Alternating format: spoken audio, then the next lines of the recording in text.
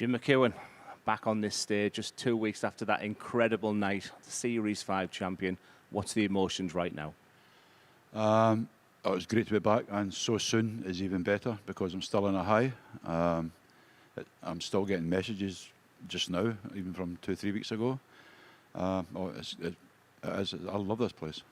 And the memory that night, I mean, it was an incredible emotional interview that you did, but if the one overriding memory? Just to be the winner. There was over 100 people had played darts in that 12-week cycle, and to come out on top is such a good feeling. The story's fantastic, so I just want to strip it back just a little bit, and I want to go right back to the beginning. Up to the age of about 35, what was darts for you, age, teenage up to about that age of 35? A pure hobby. My mum and dad were into darts in a local league, and when I was 15 they started to take me, and I wasn't so much into it. I liked it. They had we live in a small town, about 8,000 people, and they had a small open, and I entered and I won it at 15. I thought that was good, so I joined the local league. But as you say, right up to 35, I played on a Tuesday night, and to be honest, I wasn't really good. I wasn't very good. You took about a decade off, very reminiscent. I took the age of 19 to 29 off, so you took a few years off, but then came back. The reasons behind that, and what happened to your darts from there? When you start a family, you know yourself, it's hard. You don't want to be away from them. But even then, I wasn't serious about darts anyway. I just stopped until 2011, 2012.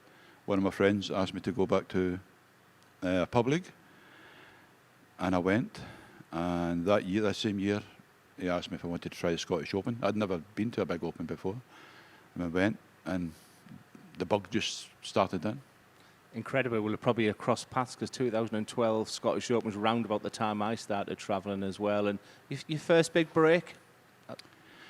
My first big game was against you in the Isle of Man, 4 or 5 years ago maybe. Who won that one? No, we'll not talk about that.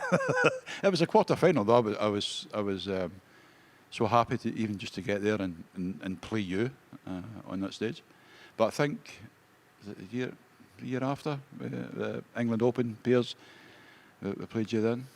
The England Open pairs was something I was going to chat with you about because your partner had been for an operation previously, and his words to me, Glenn, we've reached the final, but I'm with a guy who's got us there by himself. Do you remember that event? Because you were outstanding. God, yeah, Billy. Yeah, he had a stroke just 2-3 weeks before that. We were on. He was driving down to the Borders for a county game, and I was with him. And he kind of started swerving over the road. I said, he's not been drinking, but it turned out he'd had a stroke. Yeah. Yeah, incredible. Just listen to your accent there. I've then got to go to representing your country. Playing for Scotland, that must have been a real highlight for you. At the start, yeah. I'll not lie, I'm not a big fan of the Scottish darts now, for reasons you probably know about. Yeah, but playing for my country, yeah, it was one of my ambitions, and another one was to play at Lakeside. And I've done both. Yeah, and just touching on the thing with Scotland, is it still very raw because arguably you were the best player in Scotland not to be playing, and it was a shock to us all, I guess, and I think not wearing that shirt, that must hurt. Yeah, I've never had an answer from the Scottish officials, but I've heard they dropped in a technicality about a county game that overran, and I never got to play my game, so that left me out of my stats. But going back to the more positives, Lakeside, what a debut. Oh, I loved it. Honestly, when I was just young and watching Lakeside, it was all I wanted to do, along with playing with Scotland. I tried a few times over the years, and when I got there, I just loved it. We were in the practice room. I was a bag of nerves, but as soon as I got on that stage, I felt so good. I really felt so good. There was a stage I thought you not only were going to be debut, but you were going to go on and win it. Was the overriding thought of Lakeside of that incredible debut, or was it that defeat that in the end that must have really hurt? Yeah, it hurt. Absolutely hurt. But my own fault. And Neil started to play better as well. Got to give Neil plaudits for that. Been 3-0 down.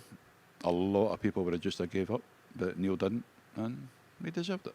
And you certainly didn't give it. You then moved on, Challenge Tour wins as well. You must be really proud of that. Yeah, 2 Challenge Tour wins, which is so hard, really hard. They gave me a big lift. Didn't do so well the past year. I missed a few events as well, through going to the seniors and stuff like that.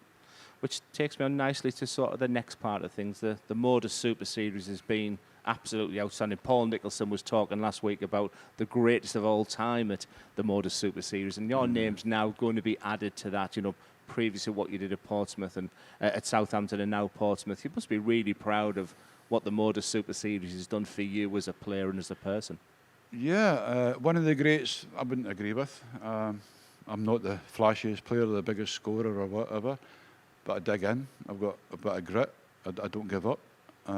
People don't like playing me, I know that. You know yourself, people don't like playing you because you're so methodical as well.